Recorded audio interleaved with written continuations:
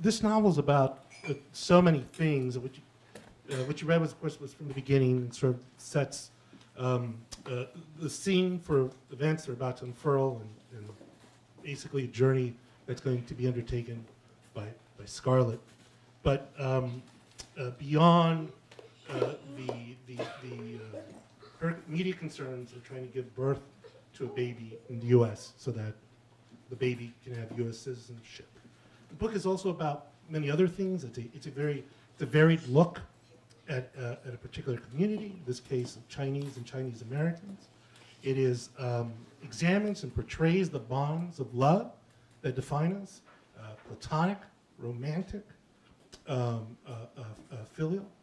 The book also, and as you mentioned earlier, in introduction to your reading, looks at what it means to be an American, what American citizenship means to people. But more so than anything, it's about this fascinating, youngish, let's say youngish woman, protagonist. Younger than us, so yes. She's young. Scarlet Chen. So before we go into the rest of the conversation, who is Scarlet Chen?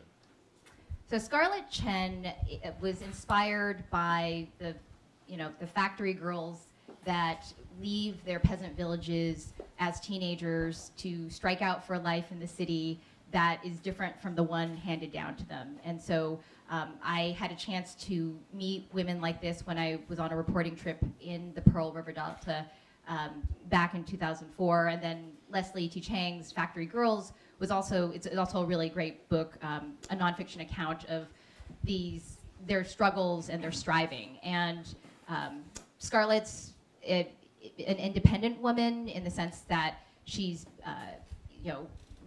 built up walls around herself in terms of self-protection, but having a child, becoming a new mother and encountering a new country, she has to learn how to find a community at last. She comes from incredibly, I would say, she's been formed by incredibly harsh circumstances. As we progress through the novel, we learn so many things about her, and we learn specifically what it really means to be a factory girl. And I was wondering if you could talk a little bit more about that, about the sort of, if not privations, but let's say the circumstances that I think we could call oppressive, which she's coming out of. Yes. So, she, as a teenager, she was used to working, 6 or 7 days a week, working like 15-hour days.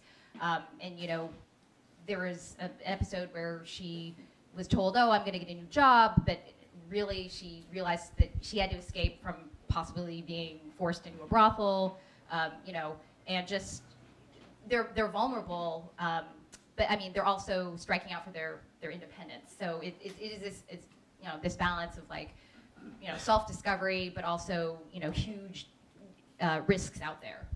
And she's not afraid of taking risks. She's not afraid of asserting herself. And so she goes to Perfume Bay, and then what happens? Well, she realizes she's in a virtual prison no matter what assurances her lover has given her. And that was actually inspired by a news report I had read around the time about these maternity centers. And a neighbor had said a Chinese pregnant woman, showed up on his doorstep saying she was hungry. And so he took her to McDonald's. And then she went back to he dropped her back and she went back to the center because she had to finish what she came to do. But it just got me thinking about what it must be like to live in one of those centers around so many pregnant women. So when you're pregnant with twins, as I was, you get hugely pregnant very quickly. And so I think when I went to the gym for a swim, people were afraid I was about to give a water birth. But that said, your body kind of becomes open for public discussion. And people, will say, oh, take this seat or come to the front of the line, or there's just general goodwill kind of shown upon you. But, I wondered what it was like if you had many women in the same situation living together. Who gets the good wishes? Who gets to be the queen bee? And it seemed like the kind of situation that would be ripe for drama and also ripe for comedy. So she's there. She's going to give birth to what she thinks is the son of her and her lover, and it turns out it's not a son. Spoiler alert. It's not a spoiler if it happens in the first 30 pages. So this creates a certain circumstances in which now she feels she has to get out. And now the book, something incredible happens, because we start off in this sort of rarefied world of people of privilege, of people who essentially, the American dream is wide open to them, frankly, because their checkbook is big enough, to make that happen. And now she finds herself out of there, On the run. on the run, with an unlikely ally, a teenager, and finds herself in San Francisco's Chinatown. And I think at that point, the novel kind of goes into another gear. And we get to Chinatown, and the thing about it is that the way it's portrayed, we recognize it as a place of refuge, a place of nurturing, but also a place of exploitation and even of danger. And so I wonder if you could talk a little bit more about that community, the positives and negatives, but also what sort of understanding of San Francisco's Chinatown were you hoping to get across to the reader? Sure. So I grew up in the Bay Area, and I've been going to San Francisco Chinatown since I was a kid. It was where you went for dim sum or for groceries, but I'm not from there. And so in that sense, I was like the other tourists who come from around the world to take in the shops, to snap photos of the interesting buildings and the elbowing grannies on the sidewalks, the spectacle. But what struck me when I was a staff writer for the Chronicle, and was that that's everything just on the ground level, like these shops. But if you look up, you see stories upon story of people's clothes are hanging in the windows. People are living there. This is where people live. And what San Francisco's Chinatown is really interesting because it's the oldest in the U.S. But it's so there's like a history behind it as a place of a haven at a time where Chinese weren't allowed to live in other parts of the city. But yet it's also continually renewed. There's a vitality there that you can sense when you talk to people and hear their stories, or even just walking around those streets, those elbowing grannies, right? There's, America's, Chinatown's story is continually being added to with the arrival of the latest newcomer. And then, so they get there, and one of the things also that I think is really fascinating about the novel is you start to see how resourceful people are, how they try to carve out an existence for themselves. But more importantly, how important it is for people, and this is a theme that runs throughout the entire novel, the stories we have to tell ourselves to keep ourselves going. For example, when they get to Chinatown, they become friends with this man, Old Wu, who seems very paternal, but clearly takes some sort of romantic interest in Scarlet. And he's much, much older than she is. But you also understand that he needs to believe that there's some possibility there. We see this with the people who follow the celestial goddess. And if you could talk a little bit more about that too, that'd be great. But and what they need to believe in terms of how their lives will improve and how they'll get ahead. And you even see this with Scarlet, who needs to also believe that even though she's in this incredibly unfavorable situation, she's running low on money. She has no papers. She can't find legal, so to speak, employment. She's living in a very tiny room, crammed in there with her friend Daisy, and their two babies. They're newborns. But she needs to also believe that this is not the end. That this is something good of this can come out of this. So I guess my question is, how important are these sort of narratives to our lives? Yeah, it's what keeps the country going, that hope or belief that things can be better tomorrow, or that you have you do have agency no matter what sort of structures or things are sort of oppressing you in place. I mean, the novel also talks about the one-child policy and her mother working at a family planning clinic, and sort of she's grown up in this sort of environment where she's had to figure out, you know, whether it's the patriarchy or whether it's the communist government or whether it's poverty in America. It's, you know, all these conditions out there, but like still, how can people strive to make something of their life? So.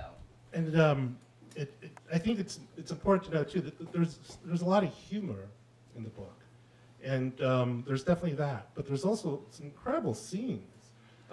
Like you brought up Scarlett's mother, Ma, and you get into what that one-child policy looks like, what that enforcement looks like. And it's harrowing.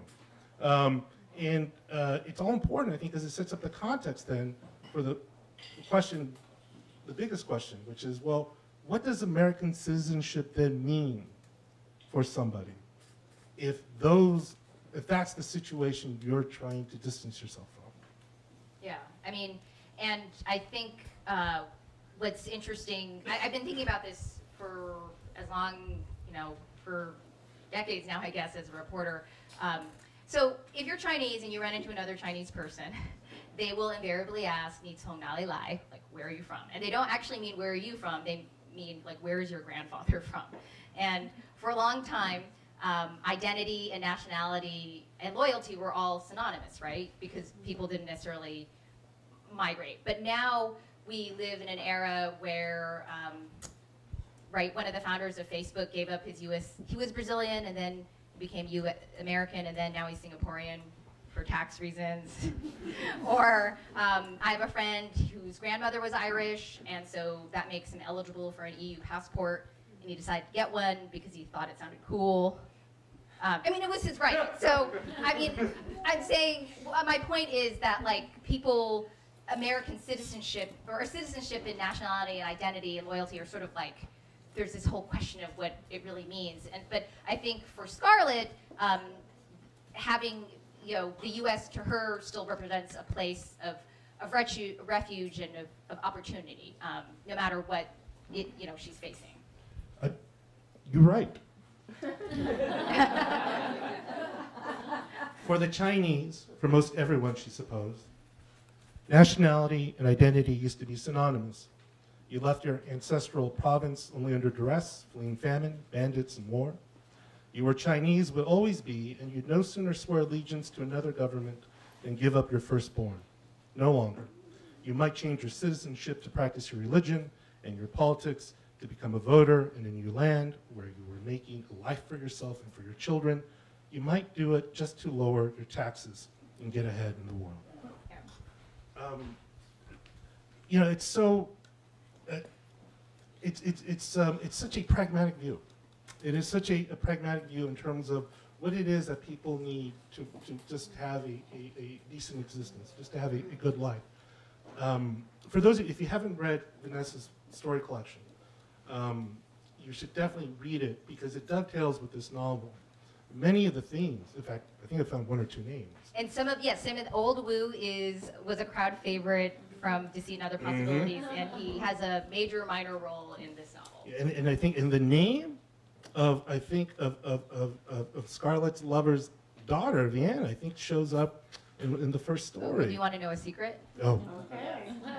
So those two stories actually used to be a part of my novel, but there was a version of my novel where the points of view changed.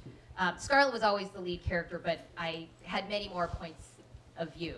But I got some feedback, and I knew I was taking a risk when I wrote it that way.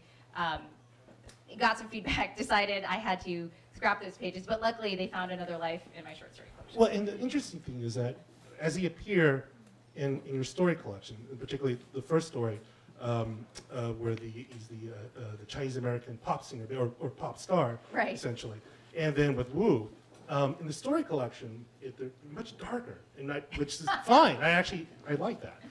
But in this case, when you weave the themes into this novel, it's more often, you know, what's the word I'm looking for here?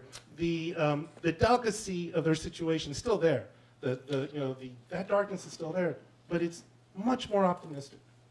Was that your intention to kind of like revisit some of the themes you addressed in your story collection and said, well, what would this look like though in a if you will, a story about someone becoming an American?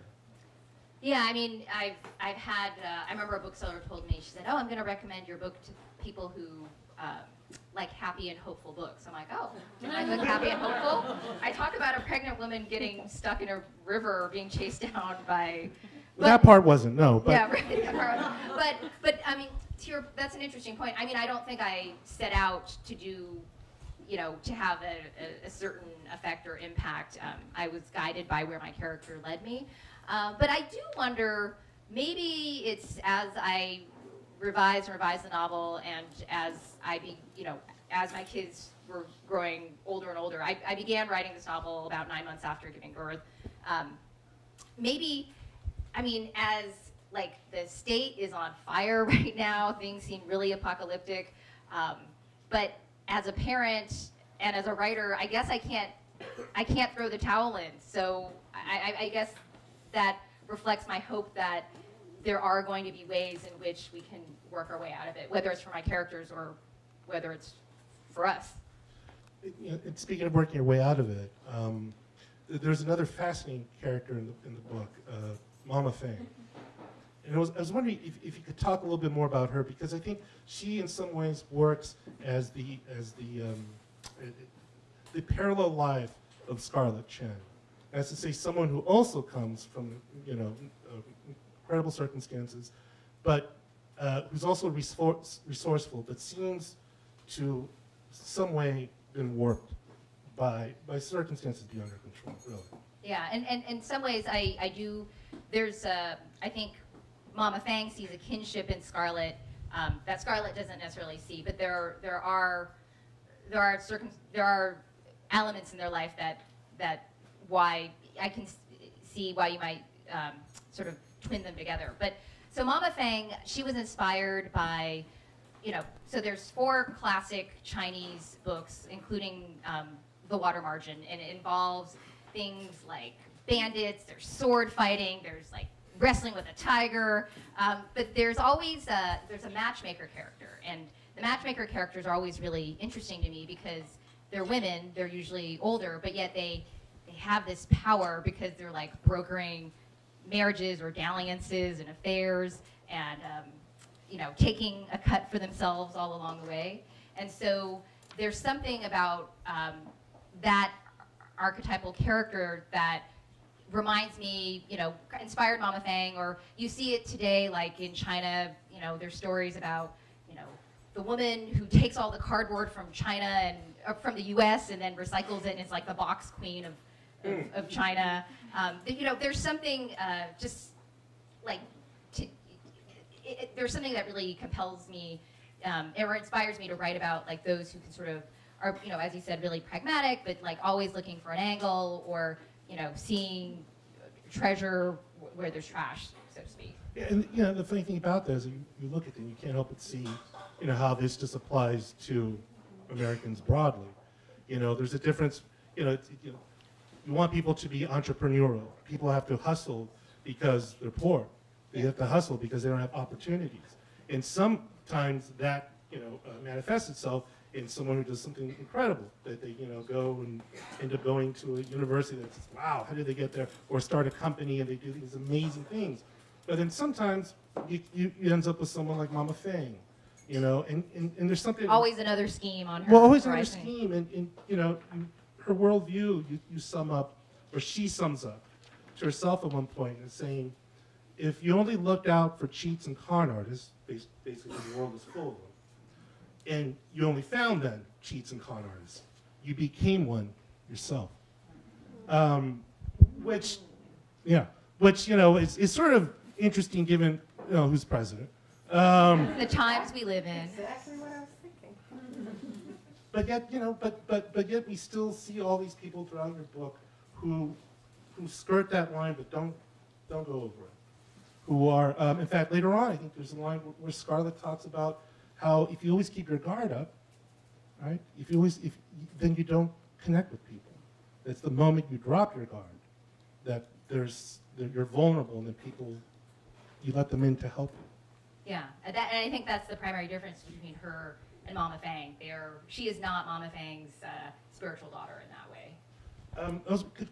Could you talk a little bit about the celestial goddess? Oh, sure. Because that's really interesting to me. So now, what's that about exactly? Yeah. So the celestial goddess is my invention, but it is inspired by. I'm sure you've all seen the people doing Falun Gong in Portsmouth Square or protesting in front of the Chinese embassy. There's also a spiritual movement out of Taiwan with the benign, like Qinghai, and she has a chain of vegan restaurants, and so I mean, there's like this, communism took away a lot of the right to practice spirituality. So there's been this vacuum, and so in the years since, there's these movements have been struck up, and so so for Daisy, the teenager, she is searching for her boyfriend, the father of her child, but at the same time is also sort of really lost and looking for a cause and looking for somewhere to apply her sort of, she's been underestimated by her father, and so in some ways, as kooky as the followers of the celestial goddess seem, she finds something appealing in them. It seems it gives people a sense of self-worth.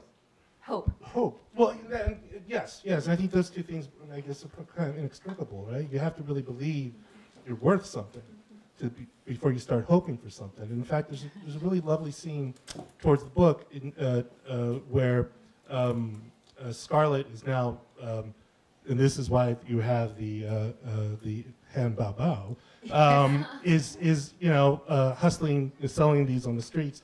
And she's, I think, in the Mission at one point selling them. And she's in front of a photo studio. Inspired by Dore photo studio. Oh, is that what it is? Okay, well, excellent. And she's there in front of them. Look for the SF Easter eggs throughout the book. And she says, and there's this display of these beautiful portraits of various people from the neighborhood. And you write, to Scarlet, the portraits seem not only an act of celebration, but of defiance too. Although their circumstances may have been humble, those portrayed deserve the finery and posterity worthy of royalty. A yearning most of our Han Bao Bao customers with their abundant selfies would never understand. So my question is, do you think we're getting closer to wider understanding? Whiter understanding? Wider. I think we've achieved that. I think that's done. Well, understanding by who and of what? Well, understand that there's other people who've been crowded out, or feel marginalized, who are saying that yes, I will find a way to say I'm worthy. I exist. I exist, exactly. Even if I'm invisible to you. So I guess my question is: do you think that people, that visibility is rising? Well, of course, tonight is not only the launch of my book, but also the launch of Crazy Rich Asians. And I think people are really excited about it. It's not just because of the eye candy and the rom-com setup, but because there is this hope that maybe there could be more stories of different people from different walks of life being told, and that the ghost of Long Duck Dong is being banished, and that we might have that movie. There's other books being adapted for film that are coming out by Asian American authors. Summer of Asian American authors, and so. But I mean, there's still a lot more work to be done, obviously. And I mean, just you ride on BART here, and you look out the window, you take stroll under the freeway overpass, and it's like very apocalyptic. And in some ways, the disparity, the income disparity, is greater than ever before. And so, do we fall back on statistics and stereotypes about who the other is, or do we begin through fiction or through journalism to begin to understand more of each other's stories? Yeah, and that let's bring this one thing up, and then we'll turn over to Q&A. as you tell these stories of the one child policy in China, as you tell these stories of what basically corruption looks like and what it means to live in authoritarian government, which we're learning about, it becomes clear that human life doesn't mean a whole lot in these circumstances. It just means nothing. And there's a scene in the novel where Daisy and Scarlet get tickets to this... The body world. Yes, could you talk a little bit about that? Sure. I don't know if you folks are familiar with it, but it was an exhibit where I think they were, well, I think they might have been Germans, but they figured out some technique to preserve the bodies. The bodies were totally flayed, so you could see the muscle culture and the veins. Did you ever see it? I heard of it, yes. So my husband and I went, but as we're walking around, I was immediately weirded out because I realized everyone in the exhibit was Chinese. And I thought, okay, that's, because Chinese traditionally have not been real big into like organ donation or donating bodies or anything like that. And I thought, where did these bodies come from? And I think Falun Gong has kind of protested it, saying like these are political prisoners that are being flayed and put on display. And so it was, it is that whole notion of like, yeah, what is a life worth if the body can then be sort of packaged and put in an exhibit overseas for Western enjoyment. Yeah, and it becomes this sort of very symbolic for what it is that Scarlet and Daisy, what they're trying to get away from. A literal dehumanization, where you're just a prop at best. Educational tool. Educational tool. That's cheery. So let me turn it over to Q&A because I know a lot of you guys probably have a lot to ask. Yes.